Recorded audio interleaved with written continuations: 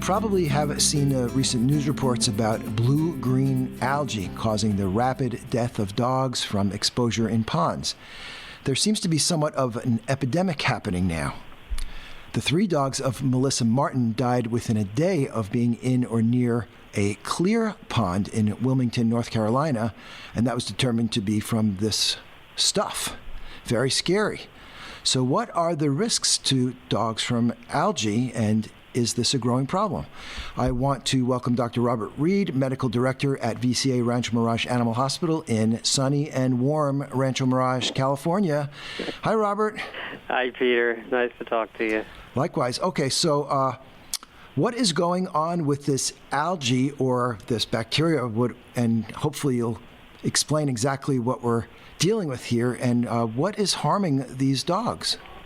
Well, I think you're right to suggest that it's bacteria. It is actually a bacterial organism that causes it. It's a specific type of bacteria that produces chlorophyll and therefore can photosynthesize sunlight, and that makes it green, but sometimes blue, and sometimes they can be reddish or brownish, usually blue to green. There are a number of different species of this organism, and they can be found in all different types of fresh water. It can be cool water or warm water, but they tend to grow much better in warm water, which is why we see more problems with cyanobacteria, it's a technical name for it, or blue-green algae, in the late summer, early fall, because water is warmer. Ponds tend to become more concentrated as they dry up a little bit, and there's more intense sunlight in the summer. And all of that contributes to the growth of these organisms in ponds that are stagnant, that don't have a lot of movement, that don't have a lot of oxygen in them, provide an environment for nutrients to concentrate and these organisms to overgrow.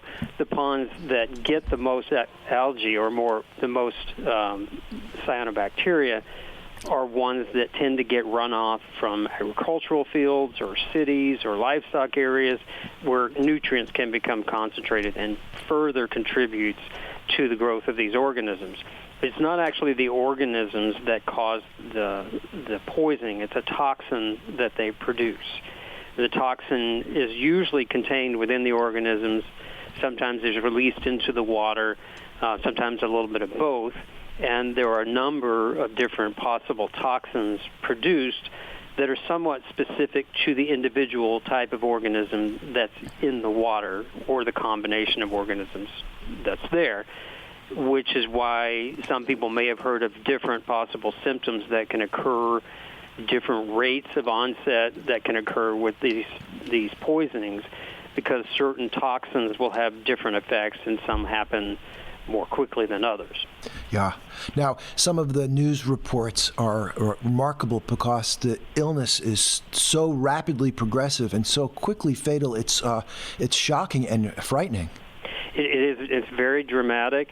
It is frightening and quite tragic because a dog can appear perfectly normal, and sometimes water is not obviously contaminated. You can't always tell whether the cyanobacteria are present in the water, and if it's a toxin that has a neurologic effect, then the impact may be evident in as little as half an hour. Oh, my goodness. Many of them, in fact, probably more of them have toxic effects on the liver or the kidneys, where the symptoms may develop over hours, potentially even over a couple of days. And you could have combinations of these effects that create numerous symptoms. There's no specific antidote or treatment for the toxins. It just requires a lot of supportive care. So an immediate trip to the veterinarian is a good idea to try to get some supportive treatment started to help clear the toxin before an animal succumbs to it. So things like charcoal and IV fluids and such? It certainly could be. I think IV fluids for sure.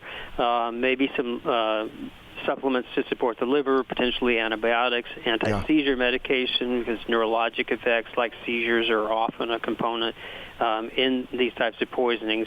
I think the first step, of course, that anyone who thinks their dog may have been exposed to blue-green algae or cyanobacteria is to wash the dog off with clear water. I mean, clear, fresh water to get any residue of algae off of the fur or any of the toxins that may be on the dog's skin.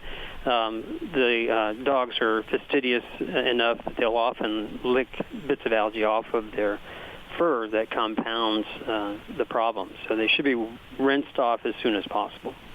So talk about the exposure required to cause illness. Is it through the licking and consuming it by the oral route?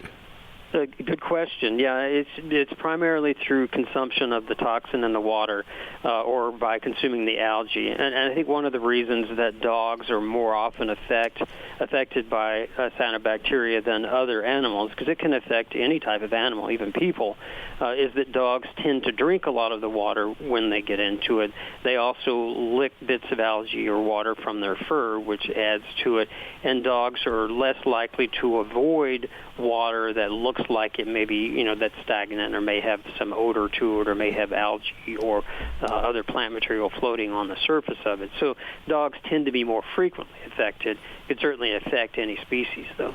Do you get the impression, like I do, that it seems to be a more common thing this season than in the past few years? I do have that impression. I think, as I said, this is not a new thing. We've had problems with cyanobacteria seasonally in warmer parts of the country for a really long time.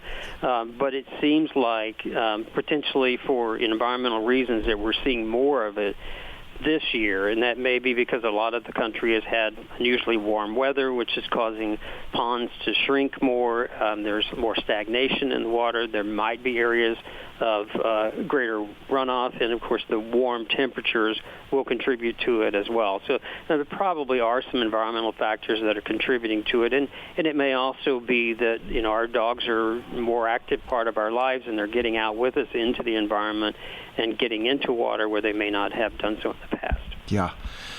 So to reiterate, prevention is key here. It certainly is. As the experience in North Carolina illustrates, you don't always know by looking at the water that it has this in it. The classic appearance of the water is one that has a film on it that looks like green paint. But a lot of them don't have that, and there's no way to know whether the water is contaminated without sophisticated testing.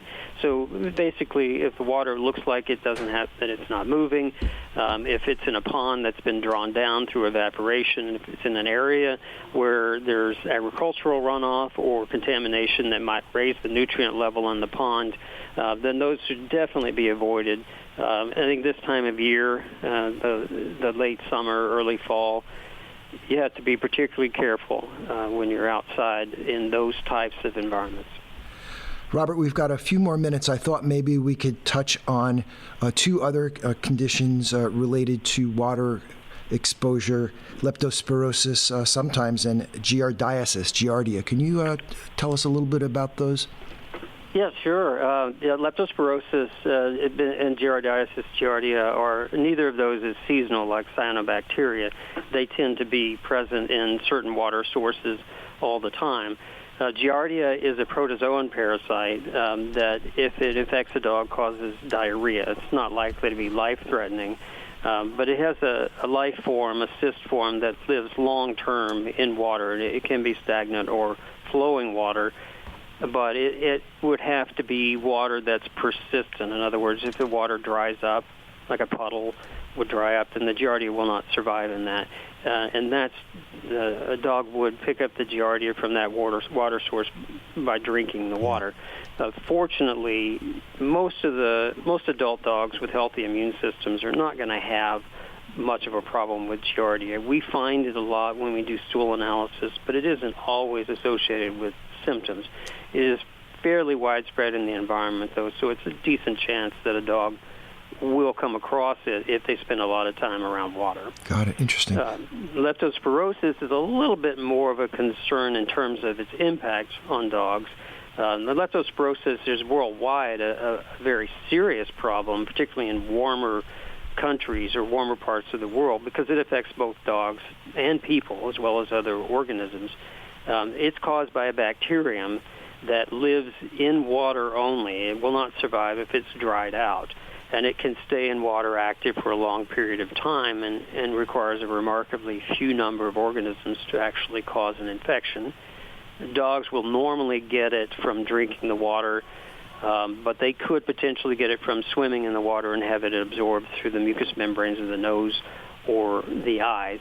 Giardia is transmitted through the digestive tract, usually of wildlife, and leptospirosis is transmitted through the urinary tract of wildlife. So both of those organisms are going to be more likely to be a problem in an area where there's a lot of wildlife or where wild animals share water sources with dogs. And I think you and I have discussed leptospirosis in the past, and if memory serves, you taught us that it can be a tough diagnosis to make unless you really are thinking about it, leptospirosis. That's correct, yeah. There are some useful tools for diagnosing it, but it's not something that comes immediately to mind because the symptoms are fairly vague: vomiting, lethargy, not eating.